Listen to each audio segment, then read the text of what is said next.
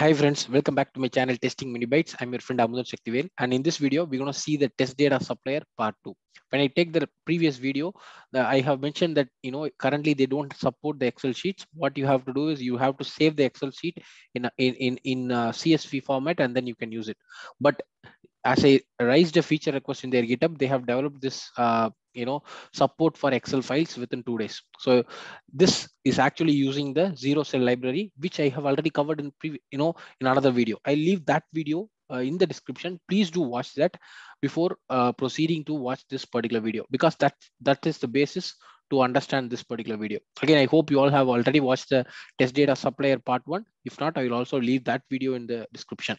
Like, test data supplier is a wrapper for your test engine data provider. It's more powerful, and what we're going to achieve with the test data supplier here now is we're going to write one simple line of code to read from Excel sheet, right? We are not going to do file input stream, accesses of workbook, lot of for loops. No, we are not going to do all that. Very simple mapping with the help of zero cell. And then we're going to read from an Excel, and we're going to drive our test from the data that is read from the Excel sheet. Without wasting much time, let's get into the IntelliJ. Good. So I have already created a simple test. So for example, this is a simple test that I have created. Yeah. So this is a very simple test, and that data provider is get data from Excel, and this is the get data from Excel. Instead of @ data provider, I have used @ data supplier. Right. This is basically coming from the data supplier library that I have added here. Again, the version that you need to use is 1.9.7, which is where they have added the support for the Excel sheets. Okay, if you are using older versions, that might not have the support for the Excel sheets, right? Good. Now let's go here, and if you notice, I want to read an Excel sheet, and this is how my Excel sheet looks like. And this is a very simple Excel sheet, and if you notice, we have test case, browser, first name, is full-time employee, age, date, phone number, and list. And these are all strings. And we also have browser. This is a first name and all that. And then we have phone numbers. And then this is, instead of string, we want to read it as a list of string, right? So this is the same thing that we have used basically while learning about the zero cell library, right?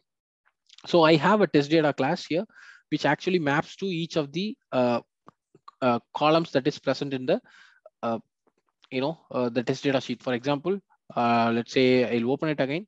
So we have TC here, which is actually mapped to this TC, and I can use test case. Okay, the mapping will happen based on the name here. Okay, the mapping will happen based on this, and whatever I'm going to use, I can use test case in my in my Java code. Okay, I'm using the Lombok getter and toString implementation, and this @ sheet is basically coming from your uh, GitHub SSK role, right? So maybe I'll remove this for now, and then we will add it later point of time. So what I'm going to do, I'm mapping each of these things, right? So for the test case will be mapped to this, and the index that is available is 0, 0th index, right? This A column is 0th index. Same way, index 1, we have browser, but instead of reading it as a string, this zero cell library gives us an option to add a converter class, which basically converts your uh, string into a browser type, so that you can directly use the enum into your code. Okay, you're not doing the conversions of string into enum, right? So you're not doing that. It will be happening automatically on the fly with the help of this particular converter classes. So if I go to the string to browser type, what I'm doing here is basically I'm returning browser type dot value of, and whatever the browser name I'm getting, I'm just converting to the uppercase. So if it is Chrome, it will be converted to a enum of browser type Chrome, right? And this is how the browser type enum looks like. Okay, this is how it looks like. Good. This is now I have already covered. So we have already done the mapping for each of these things here. So let's say for all these values, we have done the mapping. We also have converters for each of them. And the last one, instead of getting it as a string, we're going to separate it with the help of commas, and we're going to get it as a list of string, right? Good. So if you want to see string to list converter, if you notice, we have the conversion here. We are splitting it based on the regular expression, that is comma, and then we are returning it as a list of string, right? So this is all fine. This is how we have mapped. So now we want to drive our test from the Excel sheet, right? So this is how our test case look, Excel sheet looks like. So this is a test case 1, right? So for this test case 1, I want to run this with 2 times, because that's for test case 2, I want to run it 1 time with this value. For test case 3, this is the values, right? So this is how it is. But first, let's try to map it, and then we will try to filter out to run only the test for these 2 set of test data. Okay, everything will be happening on the fly. Okay, so now first step, as we always do, we need to do the use, which is actually a static method that is coming from your SSKRoll. So if you notice, this is a static method that is from SSKRoll package test data reader, right?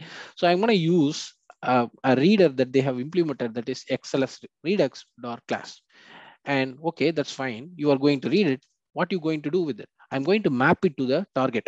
What is my target? My target is test data Pojo that we have seen now. Okay, whatever the things that you see there, just map it to this. Whatever the Excel sheet you have, just map it to this so that I can handle it properly. Okay, now after that, what is the source? Where is your Excel sheet is located?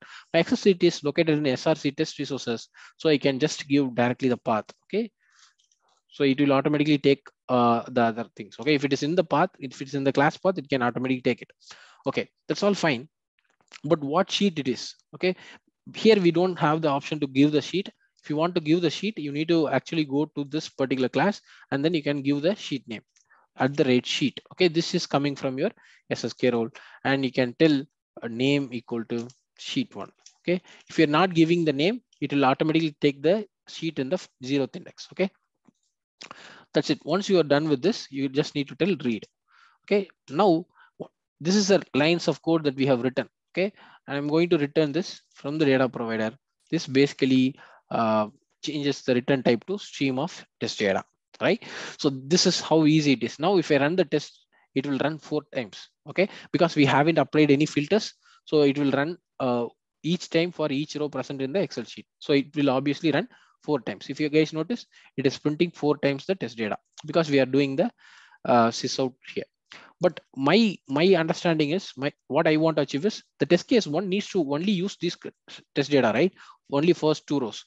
Then what I can do, I can apply filters, right? Because I have a stream of data.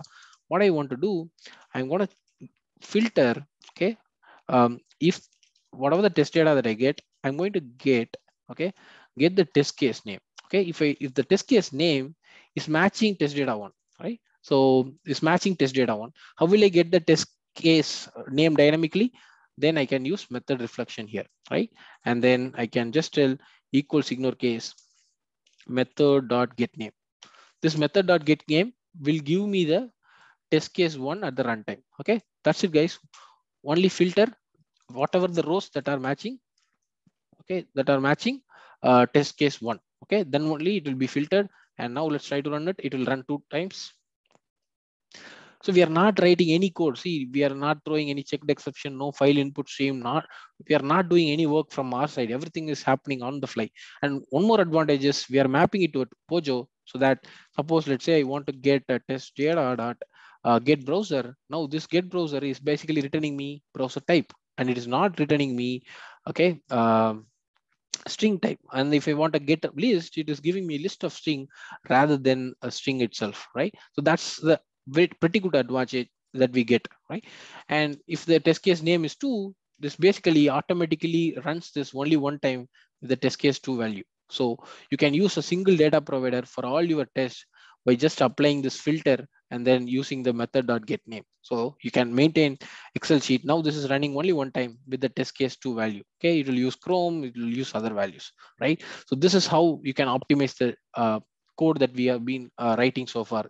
Please try to avoid using Apache API directly and try to leverage these kind of libraries so that it can make your life more easy, and it comes with a lot of benefits, right?